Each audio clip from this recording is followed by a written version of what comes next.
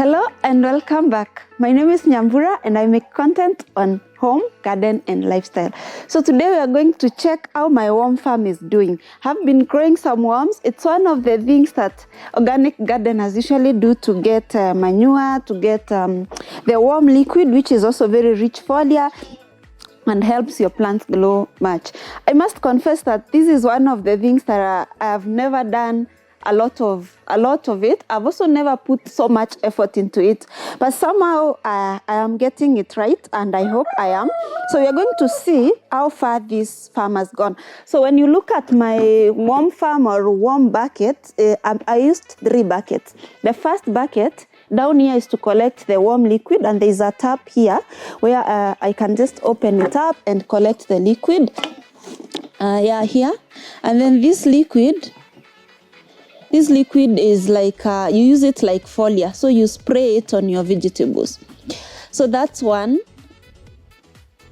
Then bucket number 2 here was to catch any worms that go past bucket number 1 where the worms are growing.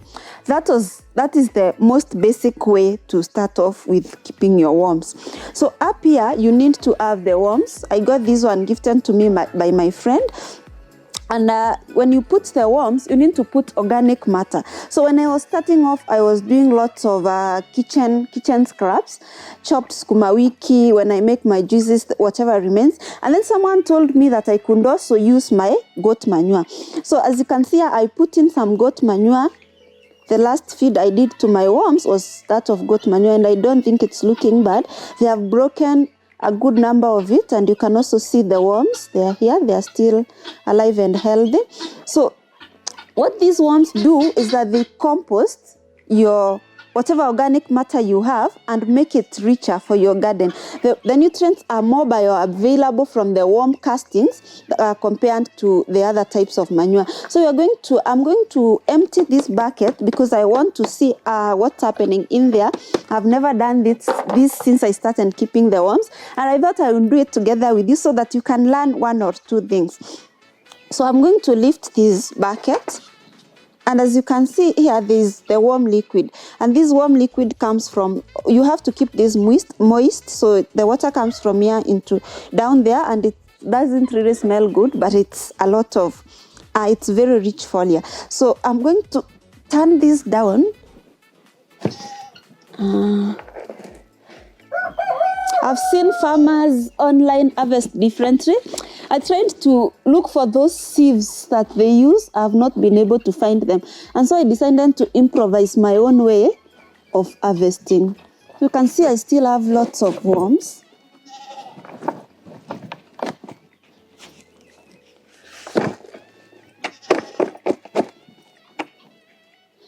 So down here it's still very sticky. That means it's not kind of well broken down, but I still want to turn it out to see what's happening, because that's where I started. Yeah, the worms are still there. There are many. At some point I thought I had killed them because I had started another worm farm long time ago, and then I killed the worms. So I wasn't sure this would work, but apparently the worms are there and looks like they are not doing so bad. So I think I'm just going to keep this.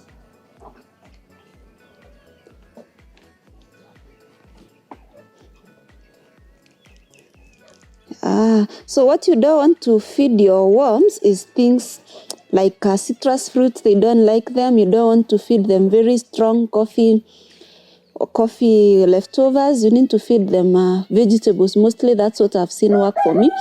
And also old cartons. You can just put cartons down there before you put your worms, and they'll decompose those cartons into soil.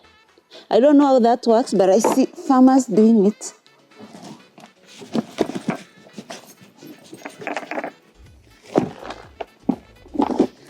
It's compacted because I left it for so long. Or maybe they haven't finished the process.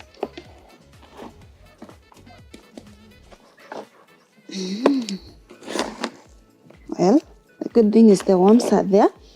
So I'm just going to return them. and add them more food.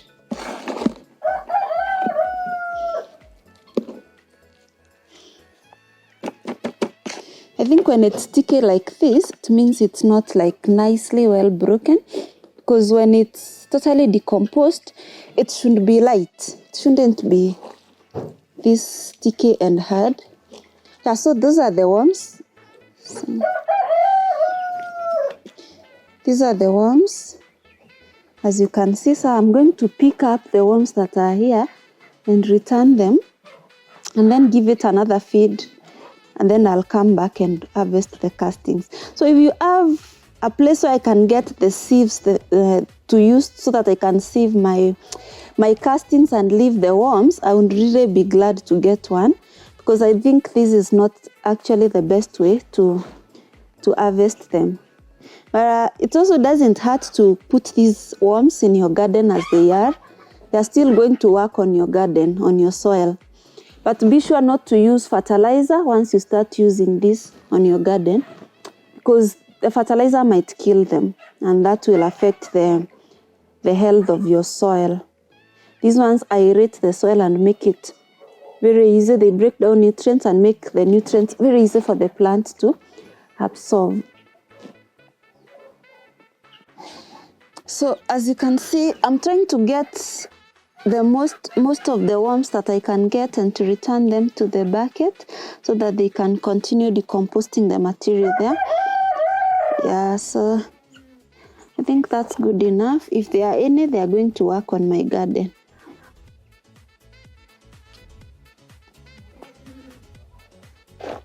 So worms like to hide below, so you have to check them out.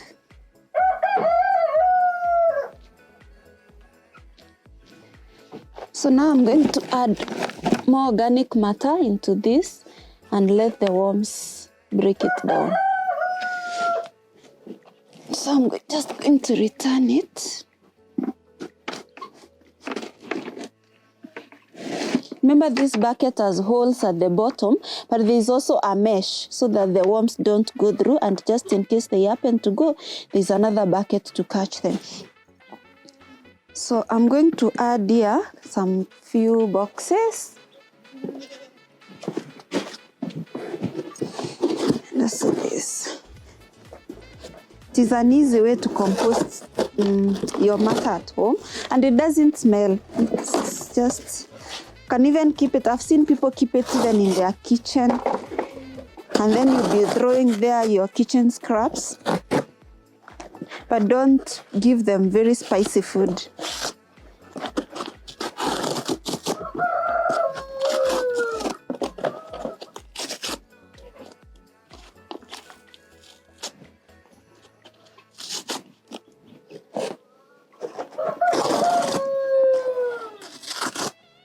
So this is ideally a good idea for someone who is in the urban area and they don't keep animals like I do, so they don't have access to any other manure. Although even if you keep animals, this is way superior to the one you get directly from the animals. And that's why you find I use my own manure. That's my manure pile. I use my own manure from my animals to feed these worms. They break it down faster, like you can see that one. Although it's not 100% broken down, they make it to manure way faster as compared to if I left it to decompose on its own.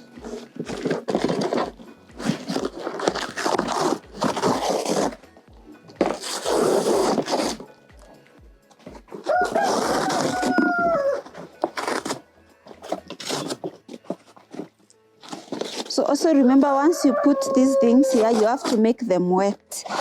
This place must always, this warm bucket must always be moist, because if it's dry, the worms are going to die. Moist but not drowning, not too much water. Just make sure the soil is moist enough.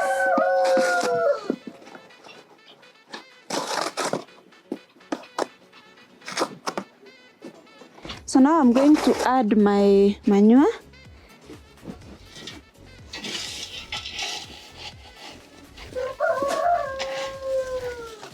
This is chicken and goat manure.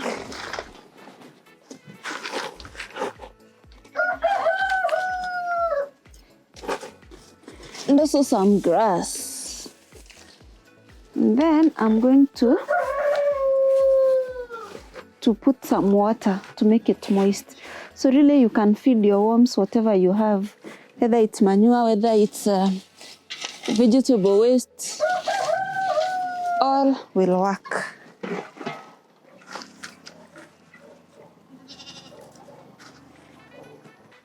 So I'm going to add water and make sure it's moist.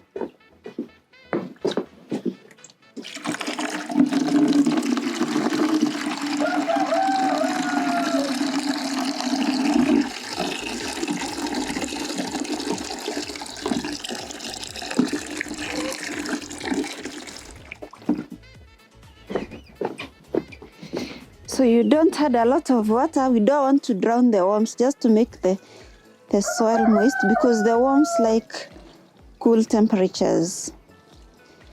I think that's more like it. So the lid, when you look at the lid, it has some mesh for the worms to breathe, because they are living things, they need oxygen. So you cover it like that. And that's it. You just leave it there and come and check it later to see whether you have some worm liquid or some worm castings. So thank you so much for watching this video. I hope you've learned something about worm keeping. I'm actually not your 001 expert on this, and if you have tips on how I can better my worm farm or how I can keep my worms better, please comment down below and let me know what you think I should improve on this. I am willing to learn. This is a learning journey that I'm taking. Thank you so much for watching this video. Always remember, if you have a vision, add some passion. I'll see you in the next one.